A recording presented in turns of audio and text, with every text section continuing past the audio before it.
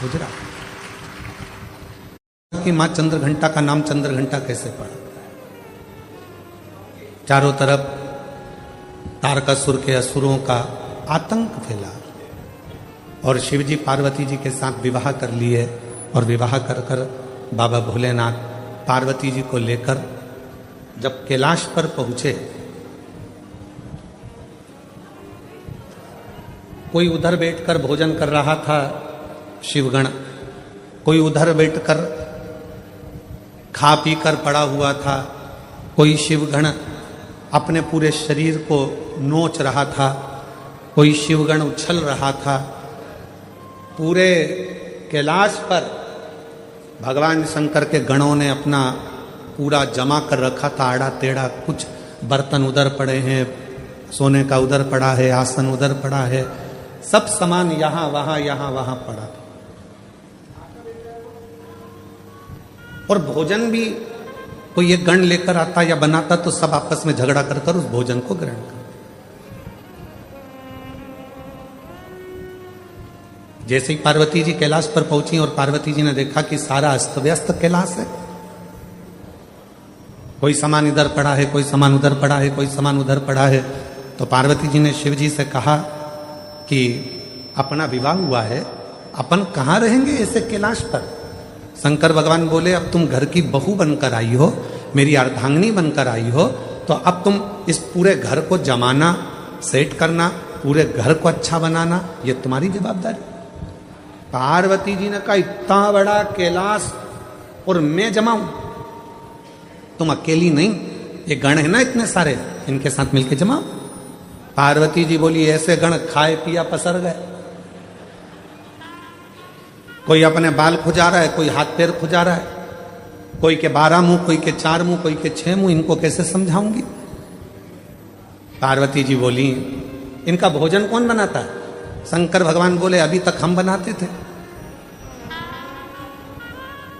गणों का पेट भरने की जवाबदारी तो हमारी है, संसार का पेट भरने की जवाबदारी हमारी है, संसार पृथ्वी पर जितने भी जीव जन्म लेते हैं उनके पेट भरने की जवाबदारी हमारी है।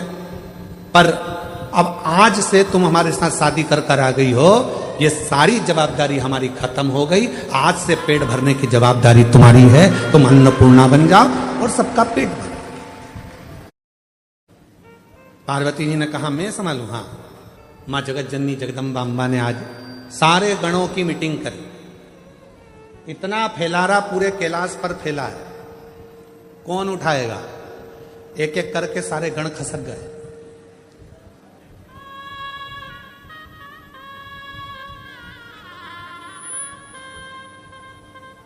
कौन उठाएगा, कोई नहीं। पार्वती जी ने शिव जी से कहा वो तो सब चले गए। शंकर भगवान ने फिर डमरू बजाया, सबको बुलाया। पार्वती जी ने पूछा ये भूख लगी है सबको। हाँ। भोजन करोगे सब। हाँ। अब सबने हाँ भर दी।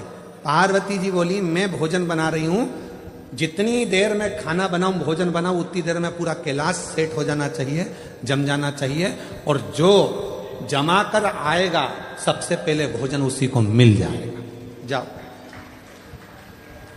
सब पहुंच गए, सब ने सामान जमाना प्रारंभ कर दिया। कोई झाड़ू लगाए, कोई बुआरी लगाए, कोई तोरण बांधे, कोई मंडप बांधे, कोई कुछ करे, कोई कुछ करे, सब कर।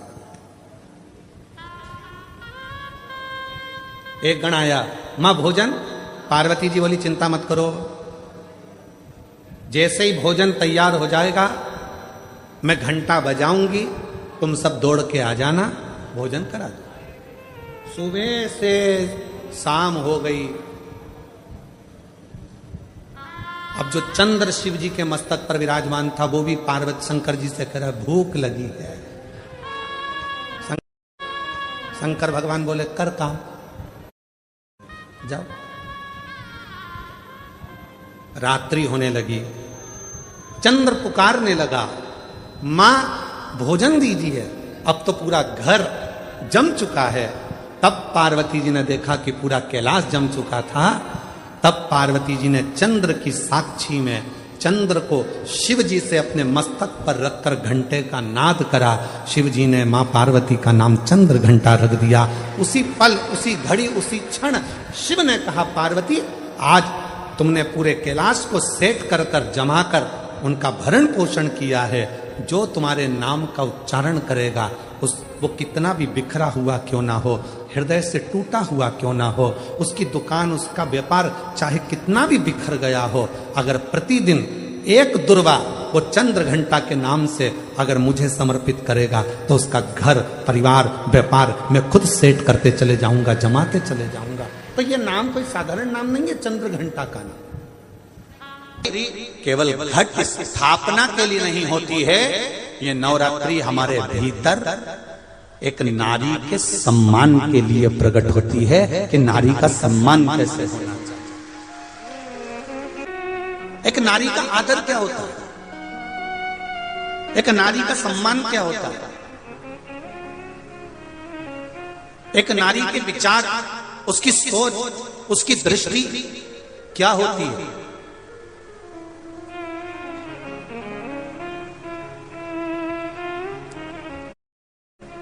पिता और माता युग के निर्माता हैं ये चार, उसमें माता, पिता, गुरु और राजा। जो क्षेत्र का राजा होता है, नगर का राजा होता है, वो भी युग का निर्माता होता है कि वो अपने राज्य को धारण कर कर किस तरह से व्यवहार कर। जब तुमको लगे कि मेरी जिंदगी बड़ी कष्ट में चल रही है, बहुत दुख का जीवन चल रहा है, बहुत तकलीफ चल रही है, बहुत तकलीफ,